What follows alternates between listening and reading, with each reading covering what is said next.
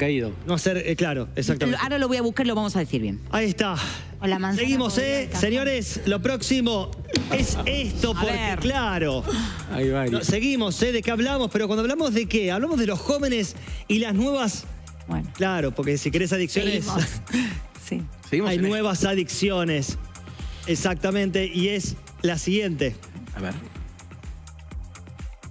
Bolsas de nicotina en las encías, gran ancestral sustancia nórdica que ahora alarma en España por su enganche juvenil. Con ello, Suecia logró lo que parecía imposible, ser el primer país del mundo libre de humo. Pero la realidad es que la nicotina sigue presente, bajo el labio, en forma de saquitos imperceptibles, adictivos y muy polémicos. La consume 1 de cada 4 adultos a diario, pero en forma de snoops y bolsas de nicotina. Hablamos de pequeños sacos marrones y blancos que se colocan en las encías e inyectan nicotina en el torrente sanguíneo por las mucosas de la boca. En Estados Unidos son los preferidos de los jóvenes para aguantar largas jornadas de trabajo y fiestas hasta el amanecer. Sienten en su boca un ciclo de hormigueo, quemazón, chute de euforia y de entumecimiento. Allí sus ventas aumentaron después de que un jugador de fútbol americano se metiese una bolsa en medio de un partido, o de que el actor Josh Brolin admitiera que las llevaba en el labio en las 24 horas del día. En España estas bolsas están a la venta, pero con limitaciones en la cantidad de nicotina. Su popularidad crece entre los jóvenes que lo emplean para mejorar el rendimiento y la concentración. Esto no solo es una falsa creencia, sino que además pasan por alto que es una sustancia adictiva que repercute en el sistema cardiovascular. Ahí está, para que nos saque un poco de estas dudas y meternos en el tema, lo tenemos al director médico del Hospital Fernández. Está con nosotros Carlos Damin. ¿Cómo te va, Carlos? Bienvenido. A ver, ahí está. ¿Cómo están ustedes? ¿Cómo andas, Carlos? Muy bien, muchas gracias por atendernos y este tiempo. Seguramente estás al tanto de esta noticia, de esta nueva adicción. Sí, claro. Bueno, iba a decir pro y contras, todo es contra, pero ¿qué pasa que esto sube en el consumo de los jóvenes? Esto de la, digamos, otra forma de incorporar la nicotina.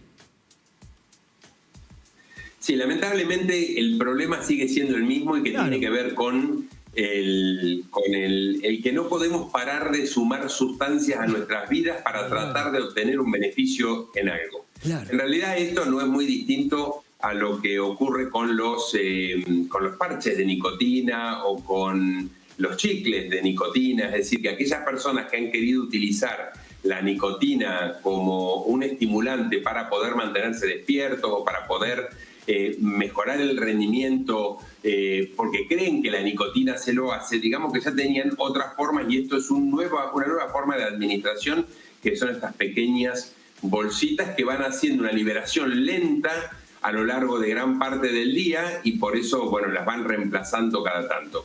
Pero tiene que ver con esto bueno, a ver, no podemos bailar si no usamos una sustancia, no podemos encontrarnos con amigos si no con alguna sustancia, no podemos trabajar si no con una sustancia.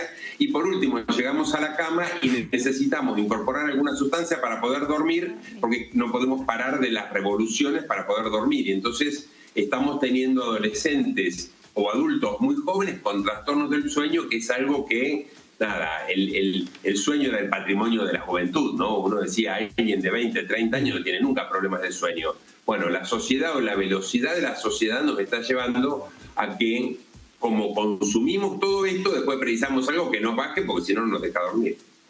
Claro, es como, sí, pensaba, lo escuchaba, digo, esto de las pantallas, ¿no? Las pantallas, el teléfono, scrollear, la depresión, digo, todo lo que pasa en los jóvenes, ¿no es cierto? Solo que La dependencia de una... dependencia. Hola, ¿qué tal? Encantada. Muchas gracias, Carlos. Pensaba un poco la dependencia de todo, ¿no? O sea, dependemos del celular, dependemos de la nicotina para levantar, dependemos del ansiolítico o el somnífero para poder dormir a la noche, ¿no? Estamos inmersos en una dependencia... Gran parte de ello, bueno, termina retroalimentándose con la dopamina, ¿no? Cuando nosotros hablamos de sustancias, la gran parte de las sustancias lo que hace es esa teoría de la recompensa, que lo que produce es mantener unos niveles de dopamina muy altos, que es lo que en general y en definitiva termina produciendo la dependencia. Y entonces el escroleo y el mirar y pasar cosas y no poder parar, y a veces la gente se queda detenida y extasiada y cuando se da cuenta se le pasó una hora y media y en realidad cree que pasaron 5 minutos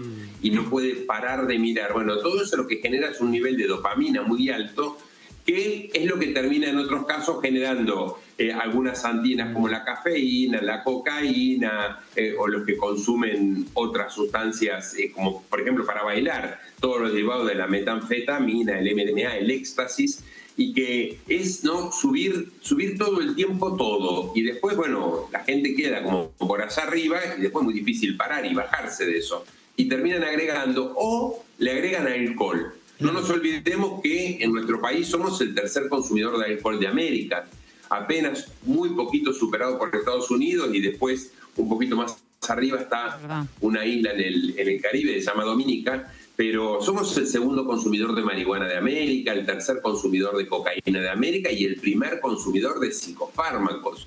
La cantidad de clonazepam, alprazolam y lorazepam que consumimos los argentinos es casi escandaloso, el 17% de la población. Es realmente impresionante. Quería, Carlos, pedirte, ¿cómo estás? Buenas tardes. Si podrías abundar... Amigo coterráneo. Muy bien. Si podrías abundar sobre la magnitud y esto de las sustancias legales que consumimos. ¿Qué se ve en una guardia del Hospital Fernández un sábado de madrugada? ¿Qué es lo que ves? Bueno, un sábado de madrugada lo que más se ve lamentablemente sigue siendo el alcohol. Tenemos una gran demanda de hospitalaria por el problema de las sintéticas. El problema de las sintéticas es un problema creciente, sostenido y que va disminuyendo de edad.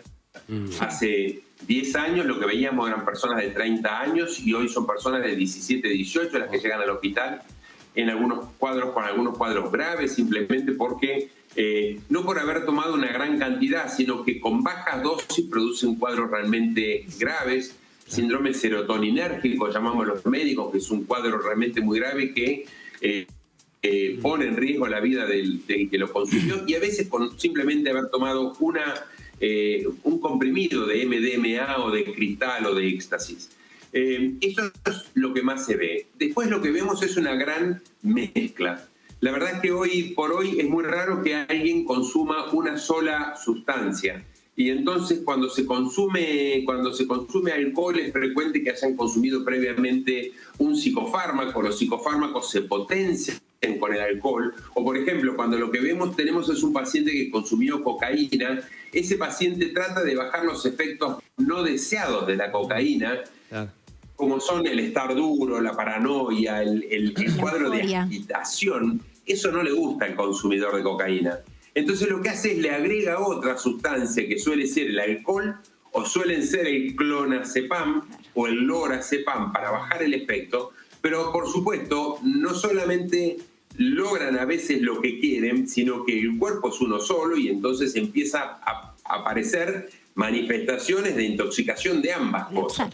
Entonces, es tremendo lo que ocurre en un hospital general de agudos como el Fernández, un viernes a la noche, madrugada del sábado y madrugada del domingo.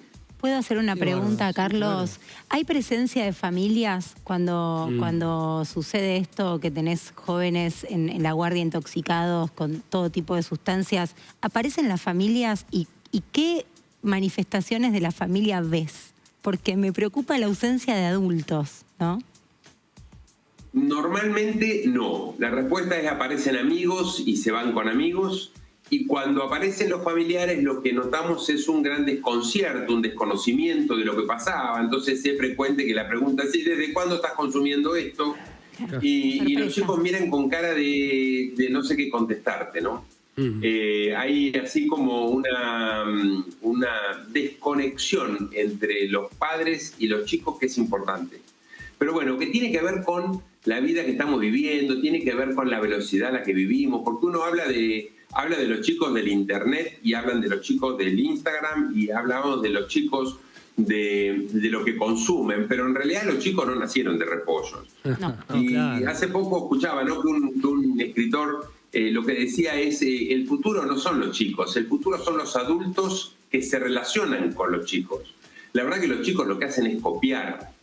Y cuando salen y están solos, copian lo que ven en casa. Y si lo que ven en casa es consumo de mucho alcohol, mucha automedicación, todo lo solucionamos con algo, con una pastilla. Tenemos un mínimo dolor, una pastilla, y cuando usamos ibuprofeno, no, el de 400 no, dame el de 600. Y si lo que usamos la intolerancia es un al paracetamol, no, el de 500 no, dame el de 1 gramo. Cuando sale el chico, ¿qué hace? Copia, repite el ejemplo de lo que vivió en casa. Si en casa nos cuidamos, los chicos salen y se cuidan. Si en casa no nos cuidamos, por más que les digamos cuídense, no lo aprendieron. Totalmente. Bien, perfecto. Chicos, Lucas. Sí, hay algo que me llama la atención cuando hablamos de consumo en jóvenes, y es la falta de campañas de prevención que hay. Porque hablamos mucho, pero a los chicos les falta información y no insistimos lo suficiente. No hablamos de drogas, sí hablamos de los peligros de Internet, pero no, o sea, es como que hemos dejado de hacerlo. En los 80, 90, incluso en los 2000, era una conversación que se empezaba a dar, sobre todo cuando surge la heroína y el desastre que ocasionó en muchísimos países. Ahora estamos con un fentanilo que está llegando, que ya lo están mezclando con la cocaína y con otras drogas como éxtasis y cualquier cosa, para que los chicos se terminen enganchando. Mi pregunta es, ¿cómo es posible que los profesionales y desde las instituciones educativas no se hable? ¿Que es mejor no hablar para que no se sepa? No, definitivamente yo creo que hay que hablar, y hay que hablar desde temprano. Claramente no hay que hablar de los efectos con un niño, pero claramente hay que hablar. Hablar no significa simplemente cuestionar y simplemente hablar de los efectos negativos de la sustancia. Cuando uno a un chico le dice, no sabes todo lo que produce el alcohol, y resulta que todos sus compañeros terminan ebrios los viernes y los sábados, y eso les parece divertido, nos dejan de escuchar y dejamos de ser creíbles. Hay que muchas veces darles pautas de cuidado más que pautas de alarma, o darles pautas de alarma sin darle tanta información de las cosas que generan, porque los chicos son curiosos. Entonces quieren averiguar y quieren testear y quieren ver cuál es el límite. A mí me parece igualmente que hay que hablar, pero tenemos que hablar más desde lo positivo, desde el cuidado, más que desde el daño que producen las sustancias. Y por otro lado, claramente requerimos más dinero en prevención. Nuestro país tiene un presupuesto de más de 1.500 millones de dólares en lucha contra el narcotráfico, es decir, en lucha contra la oferta de sustancias. Es una política que ha fracasado en el mundo entero. Nadie en el mundo invierte tanto en la lucha contra el narcotráfico como Estados Unidos, y en ningún país del mundo le va peor que a Estados Unidos. Así que digamos que simplemente la lucha contra el narcotráfico no alcanza. Precisamos invertir en prevención y en cuidado y promoción de la salud. ¿Y saben cuál es el presupuesto argentino para eso? 20 millones. 1.500 contra 20. Bueno, si seguimos por el mismo camino, definitivamente vamos a seguir con el mismo resultado. Gracias. Carlos, tenemos ahí, gracias por tu tiempo, por esta información, y ahí está tu Instagram. Gracias por este tiempo, y nos estamos contactando. Cualquier otra novedad para que nos ayudes. Hasta luego. El tuit es este, Emi. Ahí está. El tuit es este, Bien. 1.500 millones Estoy de hablando dólares